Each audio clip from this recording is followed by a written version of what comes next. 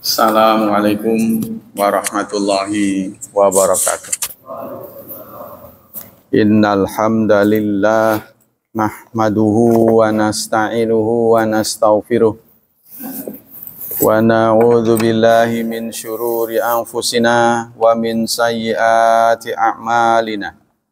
May yahdihillahu fala mudhillalah wa may yudlil fala hadiyalah. Asyhadu an la ilaha illallah wa asyhadu anna Muhammadan abduhu wa rasuluh la nabiyya ba'da.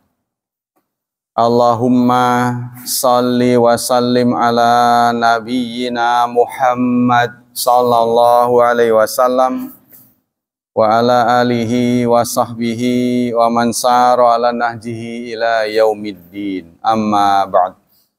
Ayo ikhwah, kita lanjutkan kajian kitab Fiqhu Bulughil Maram, mendalami kitab Bulughul Maram versi mazhab Syafi'iyah. Bismillahirrahmanirrahim.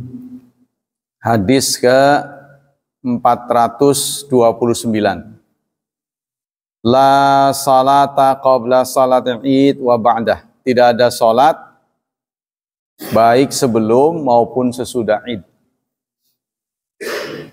Bismillahirrahmanirrahim. Wa an Ibni Abbasin radhiyallahu anhuma annan nabiyya shalla yaumal Idi raq'ataini lam yusalli qablaha wala ba'daha, akhrajahu sab'ah.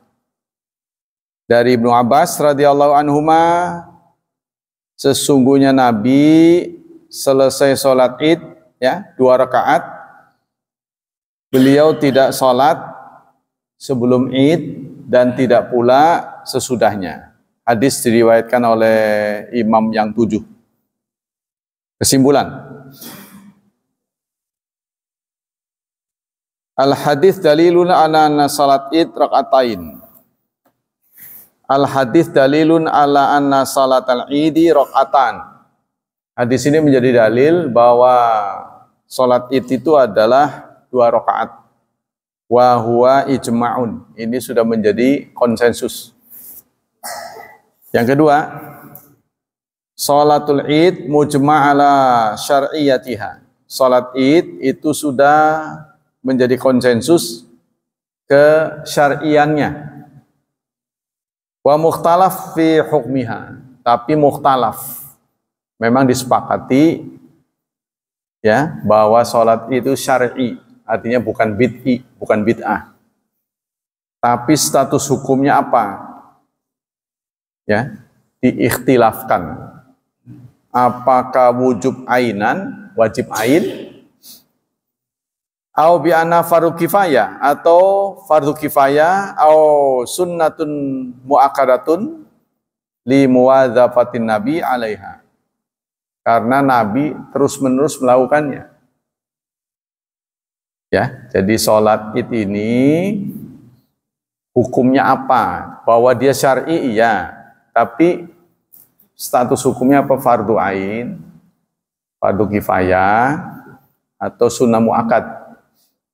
Karena Nabi tidak pernah meninggalkannya.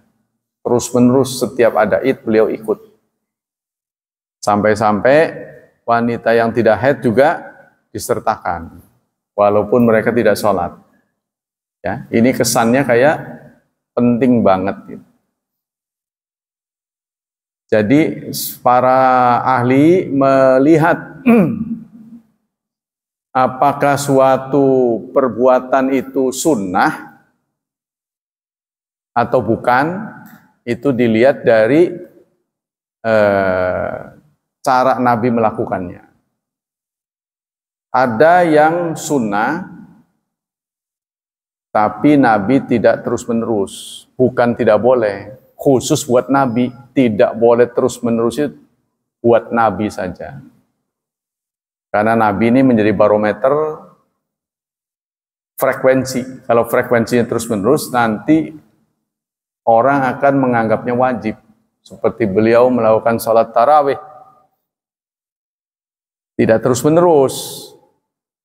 Kelebah itu kita jangan ikut Nabi. Nabi kan melakukannya cuma 3 malam. Nanti kita juga ikut, pantesan banyak yang ikut. Udah ke sono apa pada nggak ada. Ya, jangan-jangan beralasan ikut mengikuti Nabi. Nah, Nabi tidak pada malam keempat tidak hadir karena sengaja, supaya tidak dianggap wajib. Begitu juga sholat duha. Sholat duha hukumnya apa? Sunnah. Tapi Nabi tidak terus-menerus melakukannya. Aisyah nyeletuk, wa ana usabbihuha. Saya mau terus-menerus. Kalau sampean nggak terus-menerus, figur Nabi akan menjadi contoh. Kalau Aisyah kan menjadi contoh tapi bukan syar'i, bukan syari'. Nah ini jangan disalah tanggapi, wah kalau begitu saya mau ikut Nabi semuanya. Sholat duha juga nggak terlalu sering. Itu salah. Itu salah. Sama dengan yang lain-lain lah. Ada yang pernah nanya sama saya, gimana puasa? Puasa sunnah. Boleh nggak terus-menerus? Ya boleh, kenapa nggak boleh? Loh Nabi kan enggak. Ya Nabi kan tadi itu, beliau tidak melakukannya karena khawatir akan dianggap wajib itu. Jadi jangan tiru Nabi istrinya 9. Sampean 9. Sholat qiyamul lail, Nabi tidak pernah putus. Ya, tidak pernah tinggal. Kita pernah nggak?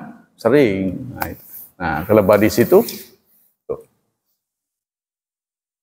Nah, itu jadi untuk Nabi itu, karena diri Nabi itu syari', Nabi itu gerakannya menjadi panutan. Jadi frekuensinya termasuk, kalau terus sering, berarti itu wajib. Kalau ada pernyataan dari Nabi, ya, berarti wajib. Kalau beliau sunnah tapi terus-menerus, berarti masuknya muakkad. Kalau kadang dilakukan, kadang enggak, itu berarti sunnah ghairu muakkad. Yang memberi judul fardu ain, fardu kifayah, sunnah muakkad, sunnah ghairu muakkad, itu umatnya, bukan Nabi. Jadi Nabi itu bukan kayak seorang dosen, ini sunnah muakkad, ini fardu ain. Kecuali tegas-tegas, sholat itu berapa? Sholat itu 5 waktu. Ada nggak yang lain? Tidak ada. Kecuali kamu bertatawu. Nah itu baru. Nah kembali ke sini. Jadi status hukum sholat id ini apa? Karena seumur hidup Nabi tidak pernah meninggalkannya. Setiap id beliau ikut. Setiap id beliau ikut. Padahal beliau mengatakan sunnah. Nah ini berarti yang menimbulkan terjadinya perselisihan. Apa fardu ain? Karena Nabi tidak pernah tidak sholat id. Apa fardu kifayah? Tapi ada hadis tadi tuh, sholat itu cuma 5 waktu. Ya, sehari semalam cuma 5. Maka sisanya adalah sunnah. Betapapun Nabi melakukannya sering-sering. Nah ini, kata di sini juga begitu. Kenapa dipahami sebagai sunnah? Karena Rasulullah pernah mengatakan khamsus salawat. Hanya 5 yang Allah wajibkan dalam 24 jam buat kita itu hanya 5. Katabahunnallah alal ibad. Hanya sholat 5 waktu yang Allah wajibkan kepada hamba-hambanya. Fala fardha ghairahunna, maka tidak ada fardu selain dari 5. Wa huwa qaulu Syafi'i, tapi ini juga pendapat. Ya. Dan kita tidak boleh berpendapat. Kan begitu kan? Mereka juga boleh, saya juga bolehlah. Kalau Anda ilmunya kurang. Ya kan? Mereka nggak boleh, boleh. Kamu nggak boleh. Ngajinya kurang. Gitu. Jadi kode. Gara-gara mereka berpendapat, saya maulah.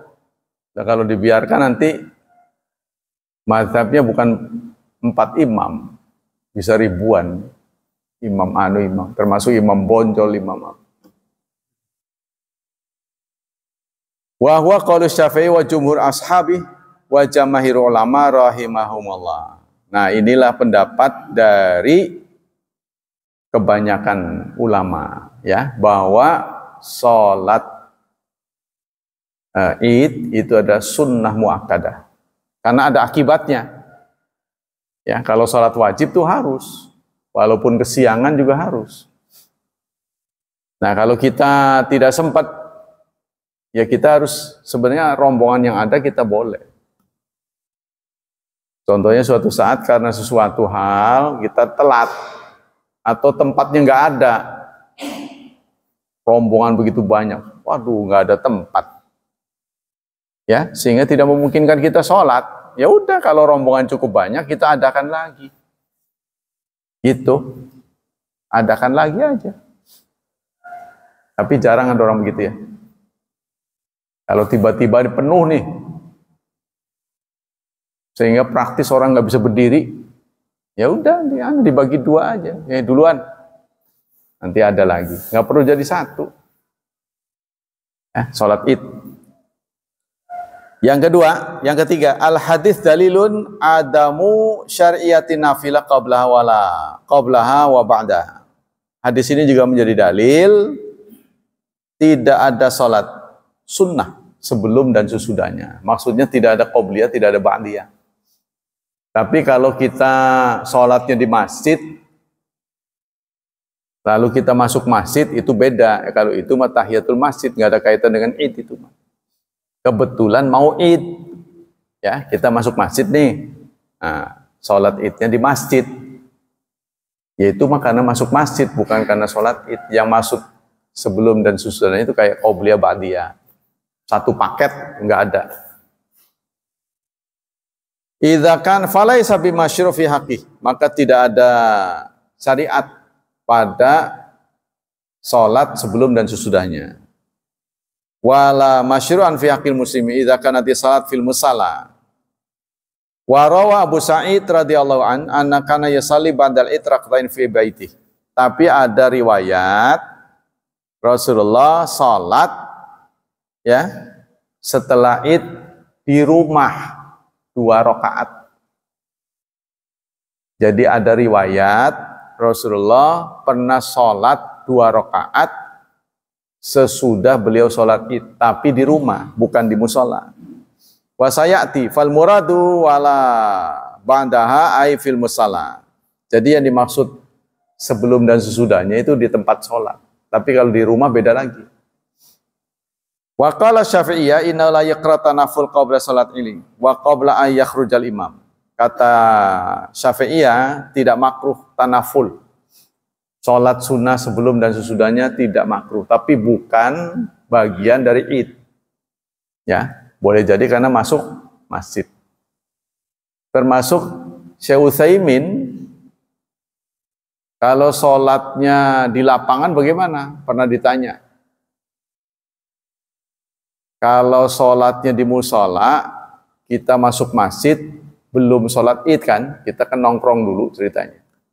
Nah itu sunnah tahiyatul masjid. Bagaimana kalau di lapangan?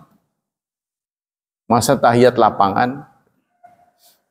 Nah kata Syekh Utsaimin, itu statusnya masjid. Lapangan itu kan ditunjuk untuk sholat. Itu kata beliau, ya. Kata beliau tapi itu fatwa beliau. Wahya laisat sunnatun li'id wal imam yakrahu tanaful qabla wal ba'da fil musalla. Kalau imam dilarang sholat sebelum dan sesudahnya di musola sekalipun. Imam mah. Jadi imam memang harus langsung. Ya, sebenarnya begitu, sholat Jumat juga begitu. imam datang, imam dan khatib itu kan satu paket. Sebaiknya nggak sholat, langsung ke mimbar. Ya, jadi begitu.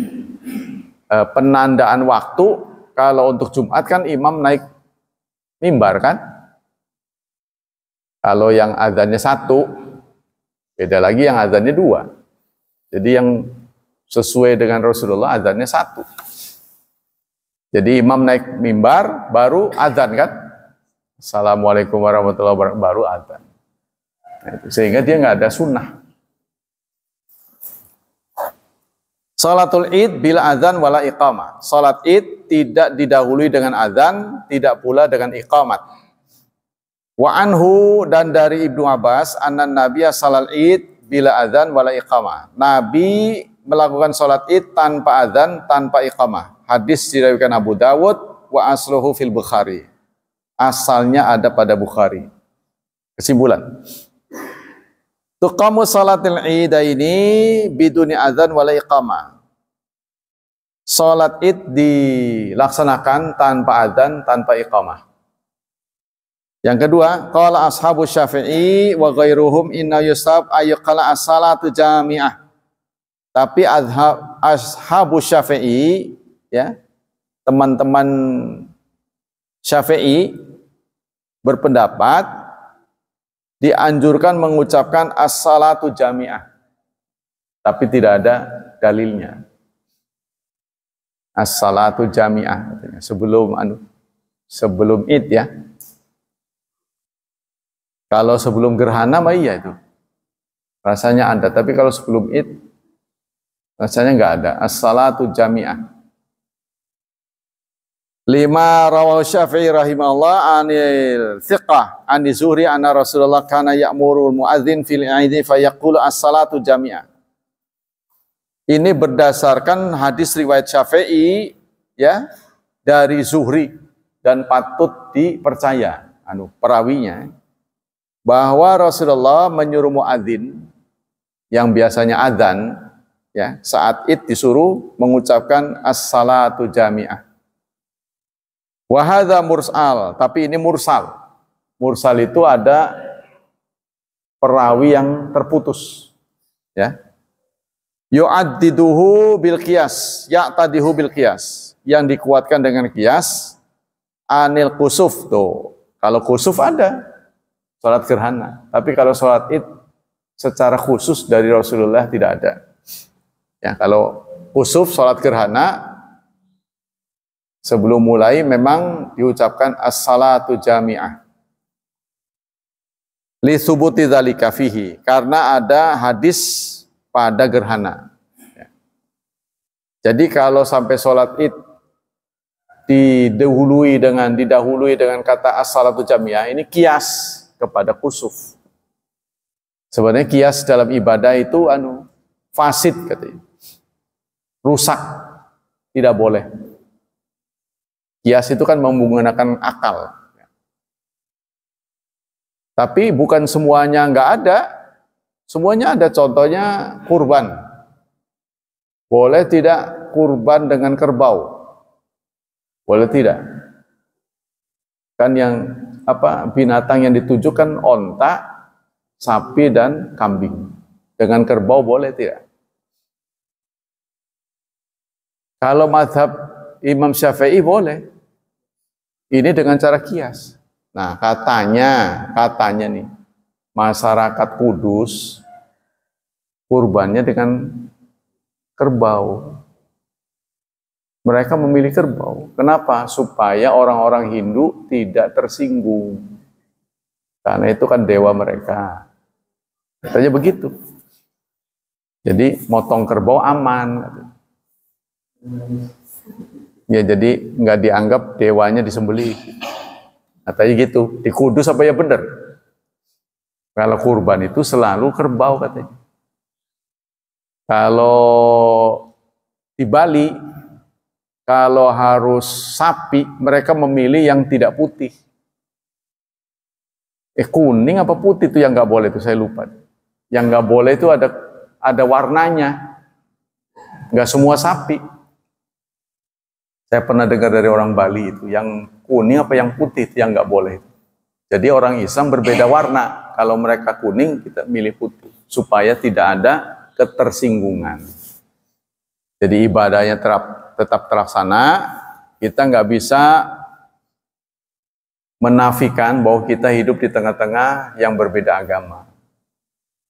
Jadi jangan hanya urusan begitu kita bentrok. Yang penting kita sah, mereka juga nyaman.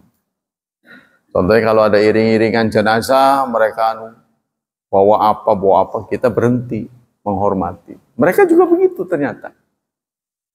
Begitu ada jenazah, mereka hormat. Mereka juga berhenti. Jadi saling toleransi, tapi jangan kebablasan. Kan? Toleransi boleh. Katanya bukan dalam beragama, tapi antar umat, antar agama. Antar umat beragama, bukan dalam agama. Yang ketiga, qala Syafi'i rahimahullah, ahabu ayyaqul as-salah awis salatu jami'ah. Sebagian lain mengatakan sebaiknya mengucapkan salat gitu. Ya. Fa in qala halumu ila salah lam akrah. Jadi imamnya ngomong apa gitu, mau memulai ngomong apa, ini nggak boleh, itu nggak boleh. Kalau ngomong begini, gimana? Sudah bisa dimulai? Sama aja kalau diarabkan itu, nanti bid'ah. Ya kan? Kalau Indonesia mah enggak. Imam nih, gimana? Bisa dimulai? Gak ada sunahnya ngomong begitu. Bid'ah juga. Cuma karena bukan bahasa Arab aja gitu kan. Coba kalau diarabkan, pada melotot nanti. Sama dengan teman-teman kita. Karena besoknya mau ngaji, jadi malamnya nginep di masjid itu, karena besok kan mau ngaji. Mereka dari jauh nginep. Mereka namai nginepnya mabit. Maka setelah dinamai bahasa Arab mabit, yang sana teriak bid'ah katanya. Udah jangan diterjemahkan, nginep aja. Kali kerok, tempatnya jauh, ya kan? Jadi ada acara apa gitu kan? Ada tokoh, dia datang dari jauh, nginep. Jangan dikasih nama, udah kasih nama. Bid'ah aja. Ya, begitu juga kita kan pengaturan begitu. Banyak orang. Ngomongnya apa? Mau mulai gitu tuh. Ngomongnya apa?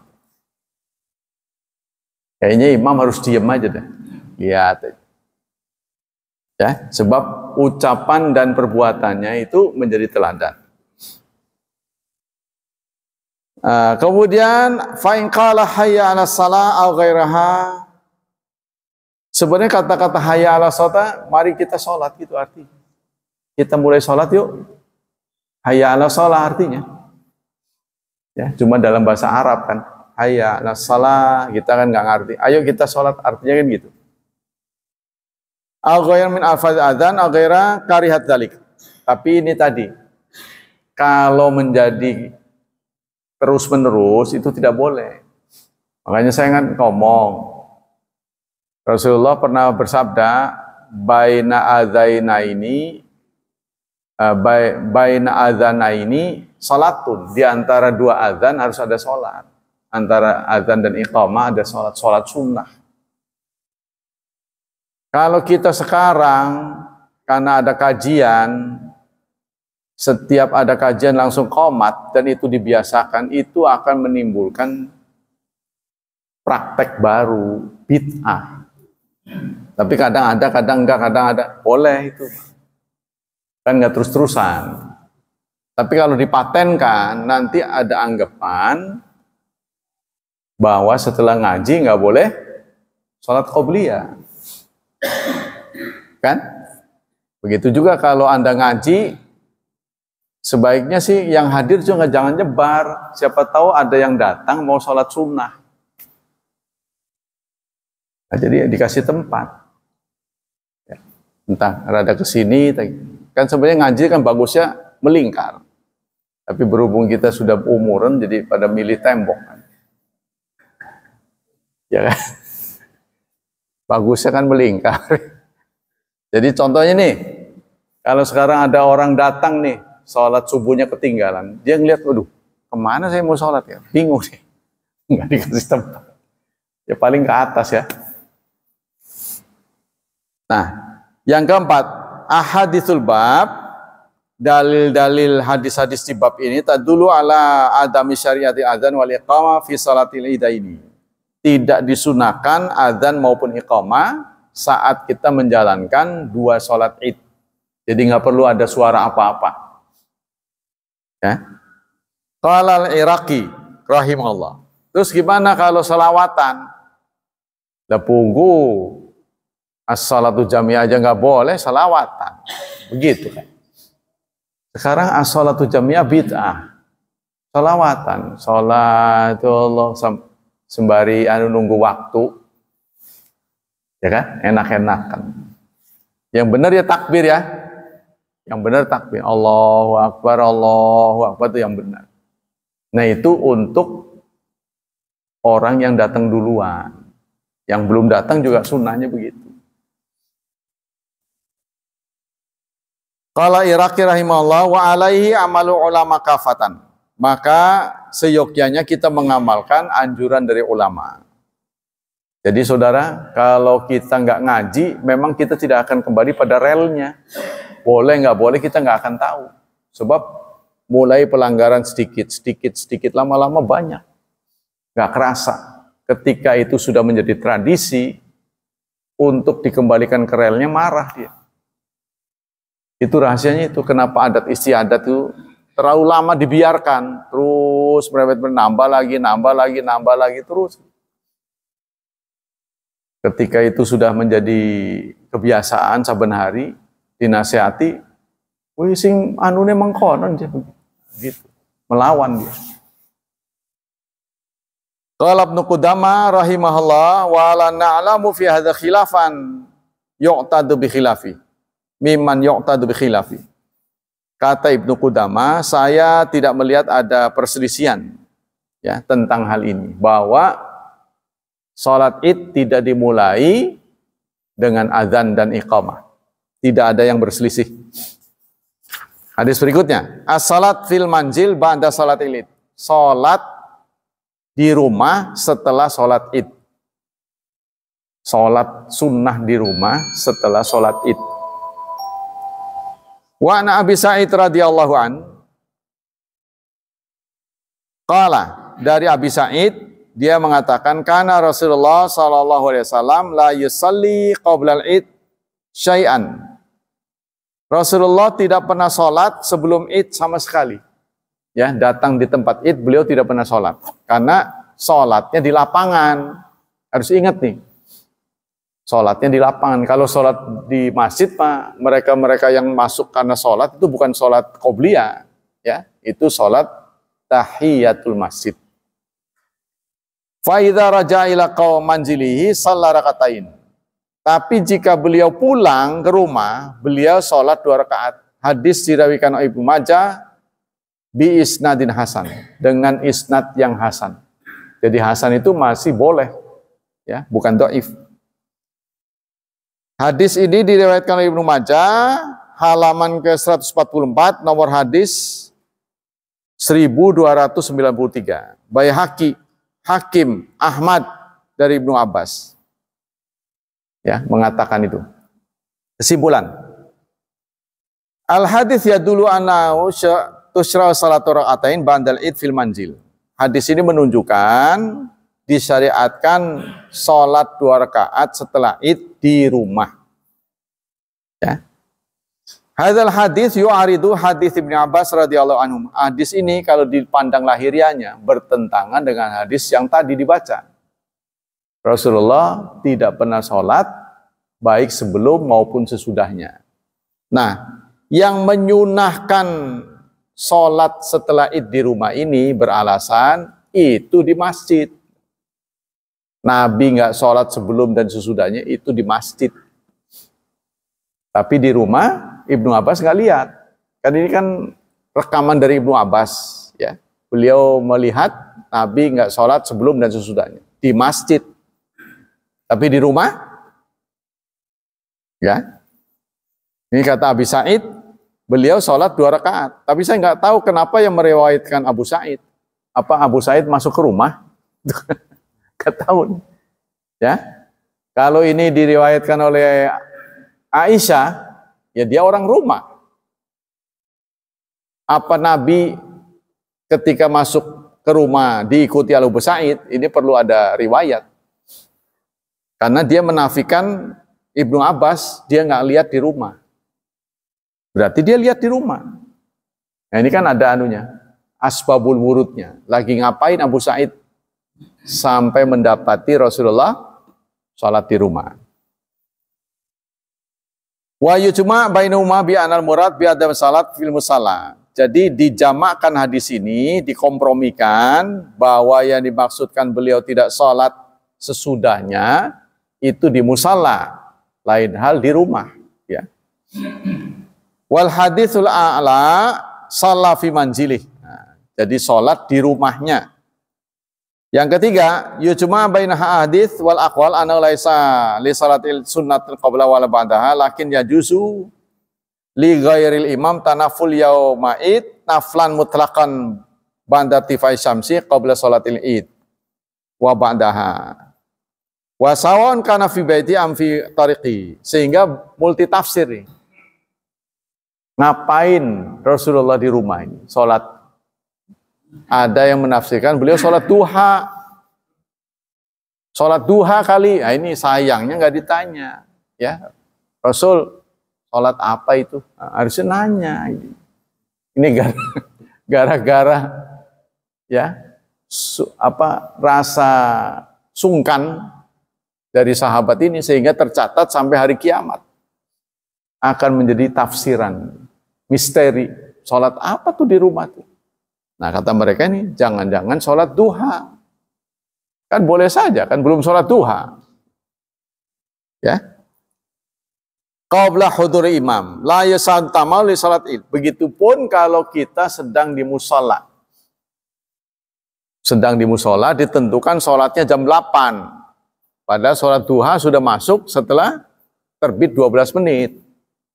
Ya, kita bawa jam. Sholat id akan dimulai jam 8. Karena menunggu dari yang jauh-jauh kan boleh kan? Sholat itu sangat ditentukan oleh DKM. Yang penting tepat nih.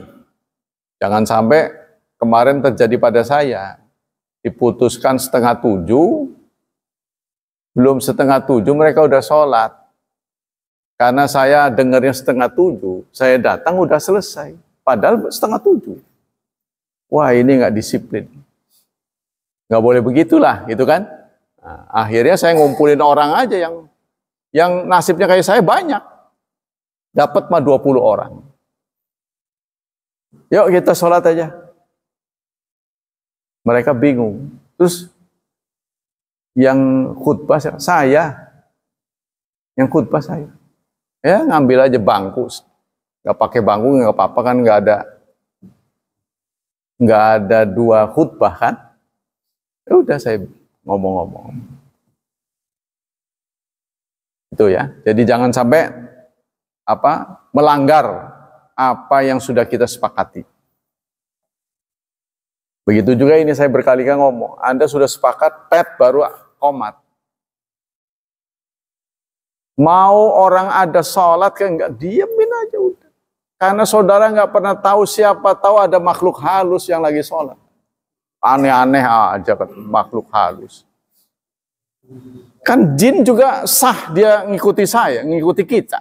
Sah dia. Kalau kita ngikut jin kan nggak kelihatan. Ya kan? Kalau Anda bisa ngelihat jin mah enak. Belum sholat ya, saya berjemaah kan. Kan mereka ngelihat kita nggak lihat dia. Biarin aja. Kan kita sudah sepakat, baru. Kenapa nggak disepakati?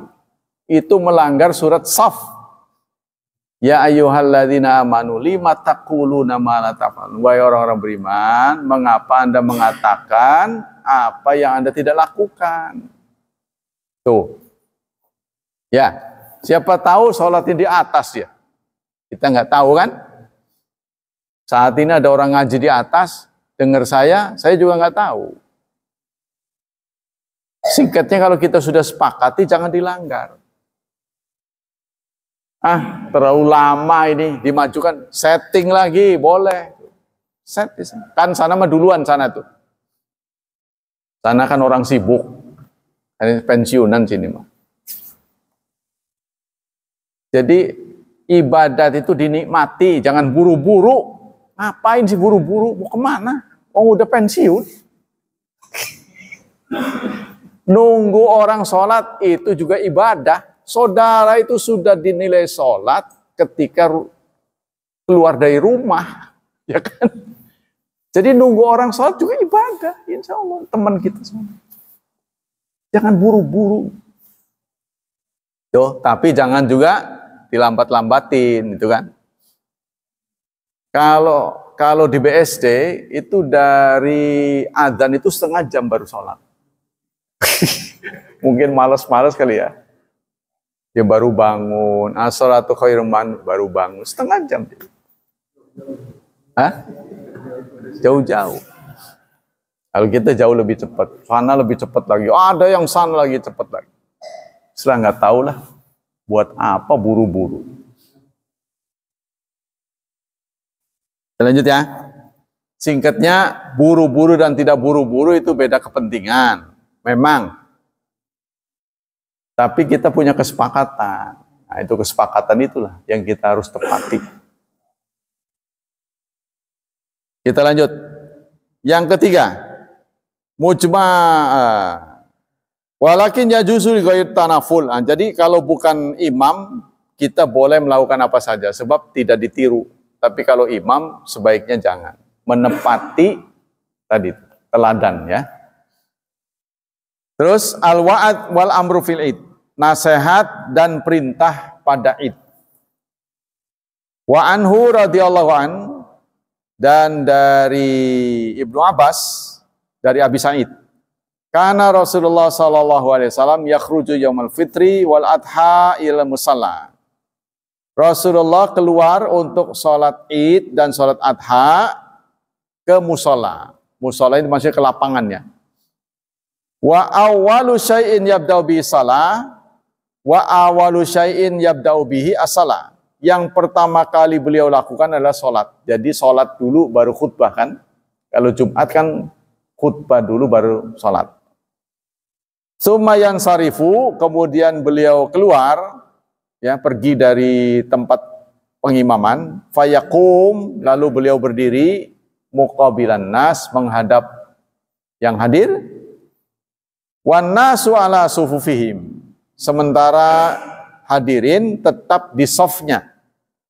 Faya'iduhum, lalu beliau memberi nasihat. Wa ya'muruhum, dan menyuruh. Nah, jadi bagusnya imam itu khatib mendapat bocoran dari persoalan masing-masing daerahnya.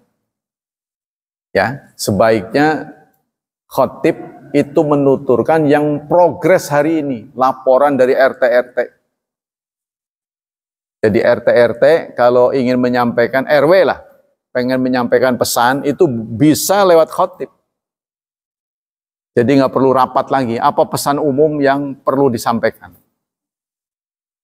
Bisa lewat khatib. Contohnya, nanti ya setelah kita Jumatan, pada hari Sabtu atau hari Minggu akan ada apa-apa. Bisa. Karena isi dari khutbah itu selain nasihat juga progres kita itu. Kan kita sholat 5 waktu itu nambah jumlahnya. Kalau Jumatan nambah lagi, gede lagi. Kalau Id nambah gede lagi. Nah itu ya, pesan-pesan imam itu menyentuh semuanya. Bagusnya sih saya merindukan sekali sholat Id itu bisa bareng dengan Al-Mukarramah. Seperti yang dituturkan Ustadz Udi, di mana tuh? Di ini ya, di Grogol ya. Meskipun mereka masjidnya banyak, tapi kalau Id mah ya di Arga Baja itu jadi satu. 3 masjid, ya 3 masjid jadi satu. Bergilir. Nanti yang anu panitianya sini, nanti panitia sana. Itu jauh lebih harmonis. Ya, dibuatlah kesepakatan-kesepakatan apa. Sesungguhnya yang membuat kita berbeda ini bukan kesepakatan sebenarnya. Contohnya, menghadapi kematian itu yang diwajibkan hanya 4. Ya. Pertama, memandikan, mengkafani, mensolatkan, dan menguburkan, hanya 4. Sisanya ini yang terjadi khilaf. Bukan wajib sebenarnya. Jadi, yang menjadi perbedaan itu yang bukan wajib. Ya, kita lakukan kesepakatan yang minimalis gitu. Kalau berkaitan dengan orang banyak nih yang minimalis, sebab mereka punya kepentingan. Contohnya ditepati jam berapa, kumpul. Tapi cukup apa enggak? Tempatnya masalahnya. Kalau enggak cukup ya susah lagi. Ya, wong tempat sini aja orang sini enggak cukup. Apa di sana cukup? Kalau enggak cukup ya enggak bisa. Kalau cukup, itu sangat baik sekali.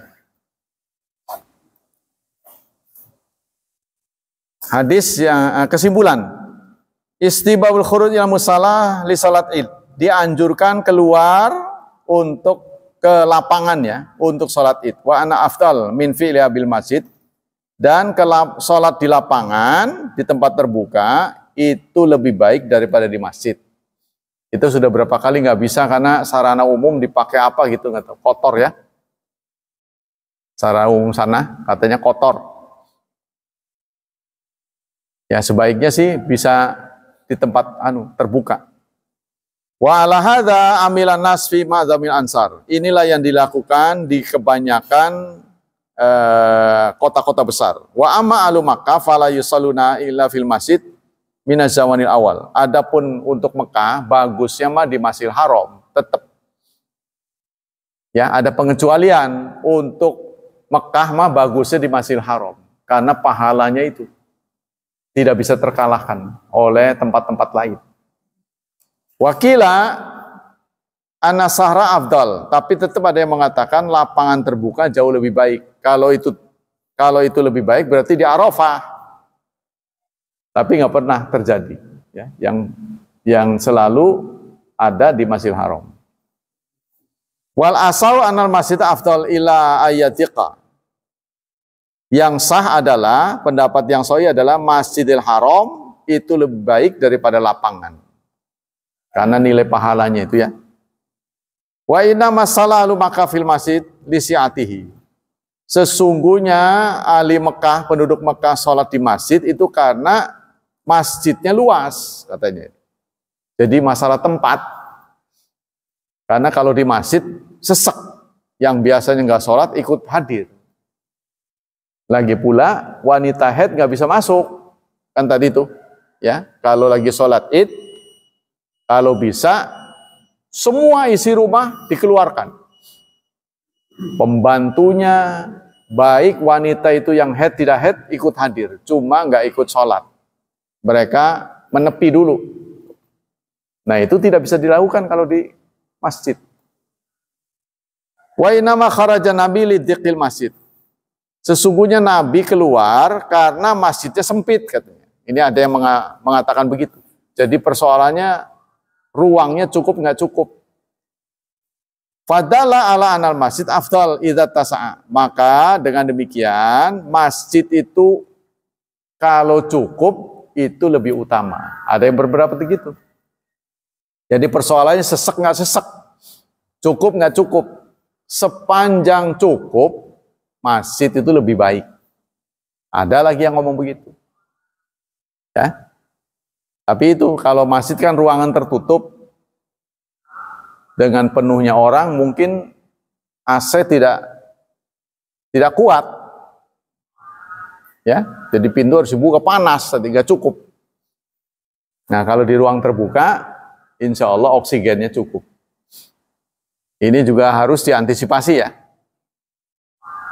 Jadi kumpul banyak orang itu bisa nyesek. Saudara kan lihat tuh, kalau ada orang kumpul banyak itu, ya selalu disebor pakai pakai air, ya supaya tidak terjadi sesak nafas, kekurangan oksigen. Kalau ada konser segala itu kan suka ditumpahkan, ada demo itu pakai air kan. Yang kedua, anna khutbatal id ba'da salatil id. Khutbah itu dilakukan setelah salat. Wal hadis ala taqdimi salat khutbah wa anna la nafla lil imam. Hadis ini mendahulukan wal hadis ala taqdimi salat ala khutbah. Hadis ini mendahulukan salat di atas khutbah ya. Wa anna la nafla lil imam qablaha, dan imam tidak perlu salat sebelumnya. Al hadis dalilun ala masyarati khutbatil id. Hadis ini juga menjadi dalil disyariatkannya khutbah id. Wa annaha ka khutabil Jumat amrun wa wa'ad linnas fi umuriddin wa dunya. Dan sama seperti Jumat, isinya adalah nasihat dan wasiat takwa.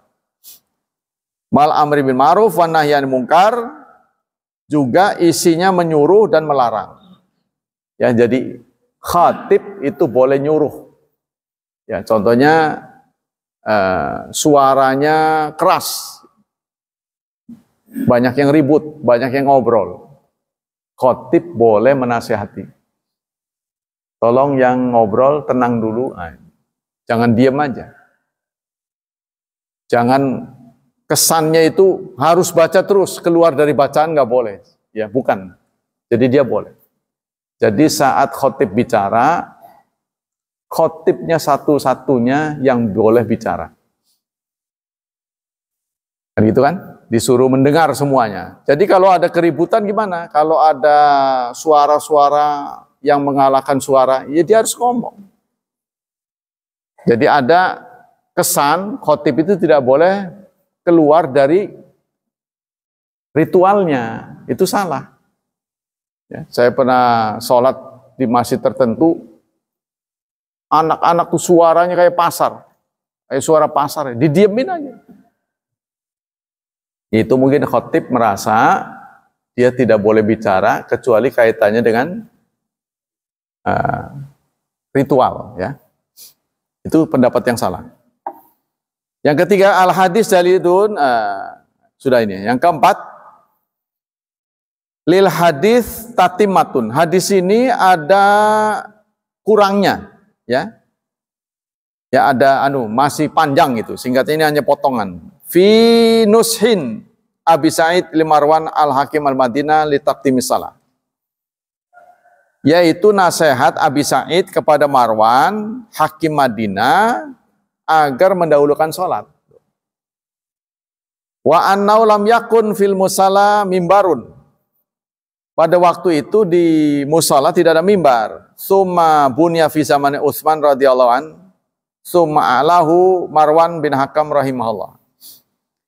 Jadi pada kesempatan ini, ya, Abi Sa'id menasihati Marwan supaya mendahulukan sholat. Sholat dulu, ya kan? Jadi karena waktu itu tidak ada mimbar. Wa naulam yakun fi musalla mimbar, summa bunya fi zaman Utsman. Di zaman Utsman dibuat mimbar. Maksudnya dibuat ini, ya, tempat khatib. At-takbir fi salatil id. Dari Amr bin Syuaib, dari bapaknya, dari kakeknya radhiyallahu an, qala Nabi at-takbir fil fitri sab'un fil ula. Takbir pada salat fitr, Idul Fitri adalah 7. Takbir 7 kali pada rakaat pertama. Wa khamsun fil akhirah, dan 5 pada rakaat kedua. Ini tidak ada kaitannya dengan takbir reguler. Maksudnya takbir reguler gimana? Jadi ini hanya sifatnya tambahan. Contohnya, kalau bukan id kan kita sholat takbiratul ihram kan? Ini nggak jadi hitungan. Maksudnya ini tambahan.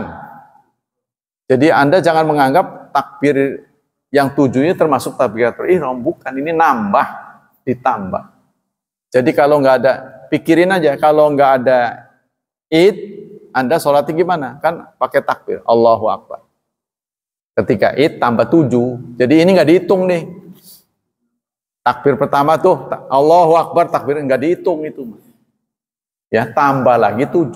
Jadi dengan takbiratul ihram 8. Khawatirnya si imamnya kan bingung kan soal ngitung. Allahu Akbar, nah, itu nggak dihitung. Nah, terus tambah 7, bukan 7 dengan takbiratul ihram. Ya. Begitu juga pada rakaat yang kedua, tambah 5. Tidak termasuk takbir bangun. Kan dari sujud kedua, bangun kan Allahu Akbar, itu nggak dihitung itu. Sebab tanpa id pun itu sudah ada. Jadi ini namanya tambah. Ya, nambah di rakaat pertama 7, di rakaat kedua 5. Wal qiraatu ba'dahuma kiltahima, dan baru baca setelah keduanya. Jadi setelah takbir baru baca. Maksudnya baca Fatihah ya. Wa naqala Tirmidzi anil Bukhari tasihahu. Turmudi mengutip dari Bukhari pentasihannya. Katanya hadis ini tasih menurut Turmudi. Kesimpulan. Yustahabat takbir fi salatil id. Dianjurkan takbir pada salat id. Jadi takbir tambahan itu bukan wajib. Jadi kalau nggak sengaja jangan ditinggalkan. Tapi kalau terjadi terjadi kelupaan, ya, imamnya lupa, itu tidak membuat sholatnya tidak sah, tetap sah. Cuma ya kurang, karena lupa kan nggak bisa diomong, ya kan?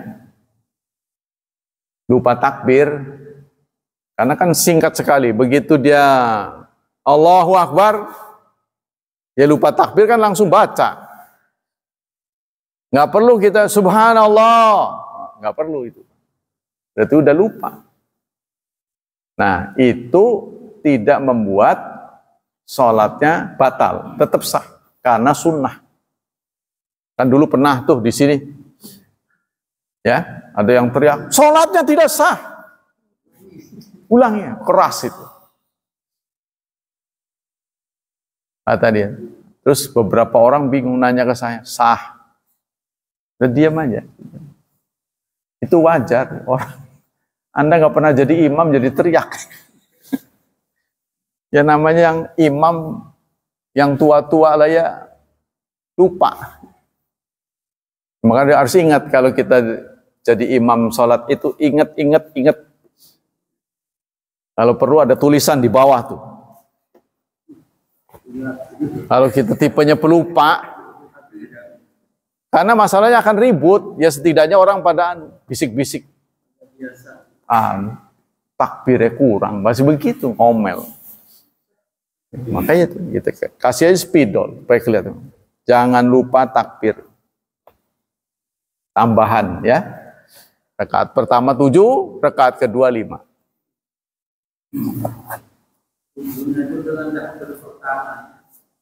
Tidak termasuk. Tadi barusan itu yang beliau keluar. Tidak termasuk itu karena tambahan. Jadi tanpa itu pun kan sudah takbir, nggak direken. Jadi kalau direken jadi 8. Begitupun pada kedua tidak direken takbir bangun.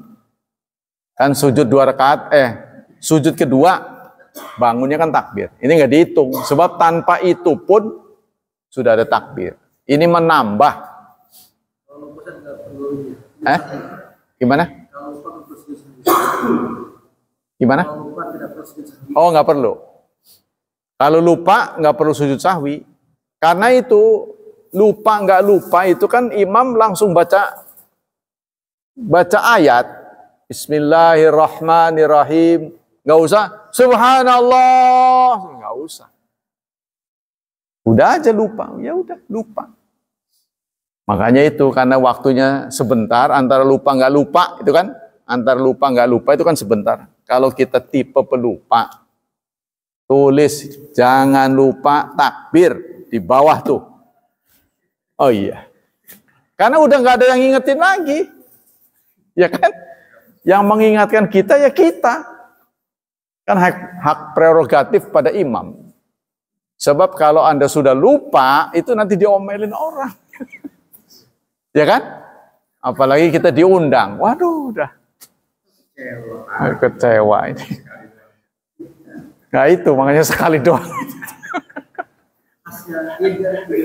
Iya, kan beda dengan yang biasa. Nah itu kalau kita tipe pelupa kasih. Ingat. Makanya jangan terburu-buru pikirin. Ya kita ngomongin diri sendiri. Ngapain nih? Kamu ngapain? Ingat. Nah, karena yang menasihat kita pada waktu itu ya kita sendiri. Jangan menunggu orang lain. Mungkin Anda jangan mengira ya bahwa di Masjidil Haram itu penasihat ini pengawalnya. Takbir, mungkin dia begitu.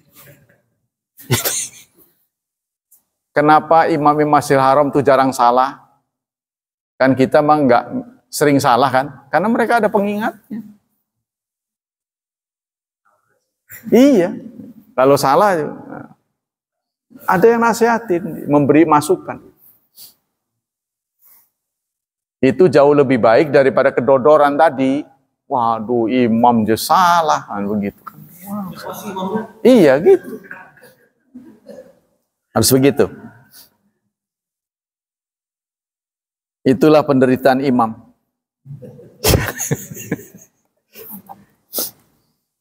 Yang kedua, inna fi qiraatil Fatihah wa surah ba'da takbir fi rak'atain. Nah, sudah waktu. Sekarang cepat ya. Tapi kangkolin satu lagi. Kesimpulan ya. Pembacaan Fatihah dan surat itu setelah takbir. Wabihi qala Imam Syafi'i, begitupun pendapat Malik dan Syafi'i dan Ahmad rahimahumullah. Wa kan Ibnu Umar radhiyallahu ma'ata haril itiba yarfau yadahi ma kulli takbirat. Ibnu Umar karena beliau selalu itiba, sangat hati-hati itiba, setiap baca takbir beliau ngangkat tangan. Kita ngangkat tangan nggak? Ngangkat kan? Allahu Akbar, Allahu Akbar. Nah, ini itu Ibnu Umar. Tapi ada juga yang Allahu Akbar, Allahu Akbar, Allahu Akbar. Ya, walidzalika yusannu ayarfa yadai makuli takbirat. Karena itu setiap takbir disunahkan angkat tangan seperti takbiratul ihram.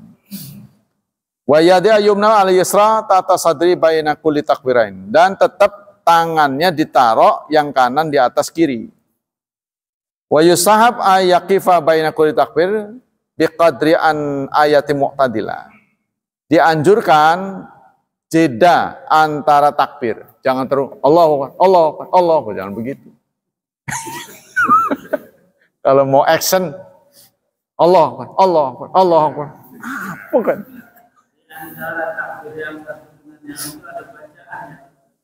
Ada yang mengatakan ini. Di sini ada wayahsun, dan dianjurkan membaca subhanallah walhamdulillah wala ilaha illallah wallahu akbar. Liqauli Ibnu Mas'ud, karena dari Ibnu Mas'ud dikatakan takabbar wa tahammada wa tusalli ala nabi wa takabbara wa tafal dzalika tsumma yata'awad ba'da takbirat wa yaqra Fatihah wa surah.